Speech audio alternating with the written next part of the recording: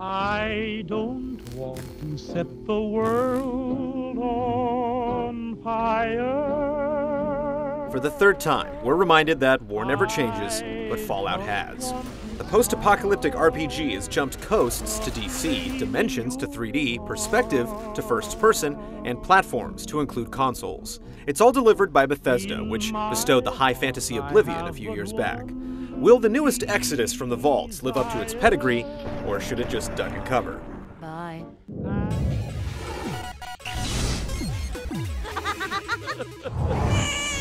Be prepared to take on the wasteland from cradle to grave. Actually, even earlier, with the game starting at your very own birth. From there, you experience a truncated adolescence living in Vault 101, a huge underground fallout shelter where generations have lived and died, shielded from the radiation and desperation of the outside's after the bomb challenges. It does a good job of masking character creation, shoehorning you in some tutorials, and setting the scene of Vault life. When you turn 19, you wake up to discover your father missing and his friend murdered by the tyrannical overseer of the Vault. It makes perfect sense to hightail it out of there and go questing for dear old dad in the morbid, violent world beyond the blast doors. It's a simple premise that quickly becomes complicated with tons of questions and objectives. Even the side quests are beefy, like little novellas that spiral out into full works of their own. Oh my. Aren't you a stud? There's some occasional iffy writing, but for the most part, it's a quality tale of a boy and his dog, and some super mutants.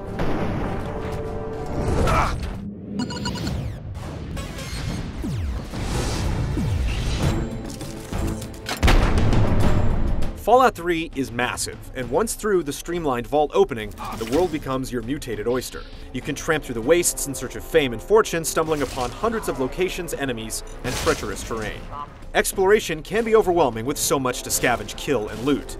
The pockets of civilization are also there to bequeath quests, offer a cot to rest your head, or provide shops and doctors who offer services and enticing narcotics. Just don't get addicted. What do you need? Your quests team up with your Pip-Boy, a combination PDA, flashlight, and FM radio, supplying maps, track points, and objectives, so when you're hell-bent on chipping away at progress, you'll have a guiding light. Quests are multifaceted, large, and span across several locations. Along the way, you'll have to deal with plenty of enemies, locked doors, and computer terminals. This is where skills come in, and leveling, which allows you to do things like gaining an attribute point or getting special dialogue options with the opposite sex. That's disgusting. I'm old enough to be your grandmother. This is also where you improve skills that range from lockpicking to handling weapons. The game is so vast that the biggest problem is that it can all become overwhelming. Without the ability to mark your map, it's hard to remember where each high-level lock or group of super-powered enemies is. It's a rich world of content, and without multiple playthroughs using different character types, it's hard to see it all. A very flexible system does let you play what if, but there are few games with as much play per dollar as Fallout 3.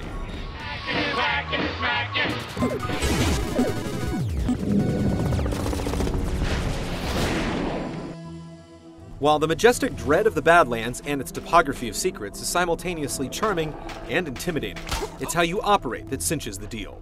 For the most part, your stats, observations, and resolve will steer the course of events through handy, context-sensitive button presses.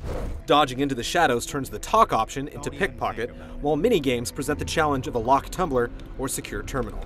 Combat is handled through either real-time altercations or with VATS, which allows strategic targeting and is as simple as choosing a target and a body part. It's straightforward and it works, while rewarding you with some sweet third-person murder cam shots. These mini-vignettes are occasionally garbled if you're too close, and can't be skipped, which can be annoying when you just want to finish the fight. Beware, you can only target the head so many times though, since it's all governed by action points. The other side of VATS is that while it slows down time, enemies can still be mauling or shooting you, albeit in slow-mo. So shoot from the hip, or rely on VATS, either way is balanced, and you'll be switching between the two to keep things from getting stale. Just get one thing straight, though all the footage released up to launch looked otherwise, this isn't a first-person shooter. You won't be circle strafing. It's more like a gentleman's duel. A bloody gentleman's duel. There's some manual cover taking and strategic reloading, but Fallout 3 doesn't have the celerity for twitchy action. That's not to say that true aim with a sniper rifle won't make VATS eat its shorts. There's nourishment and health everywhere, though it's equally balanced with the rate you become radiated. Third-person view is here to see how you've customized your character, but it's not a valid way to play the game. whether you're in combat or traipsing through a radiated Chevy Chase, Maryland. The level up perks ensure character growth beyond doling out skill points, and the dark, tongue-in-cheek humor provides a reprieve from brutal wasteland justice. Give me the naughty nightwear. And while the non sequiturs are welcomed, when something else breaks the reality, it shows the chinks in the power armor.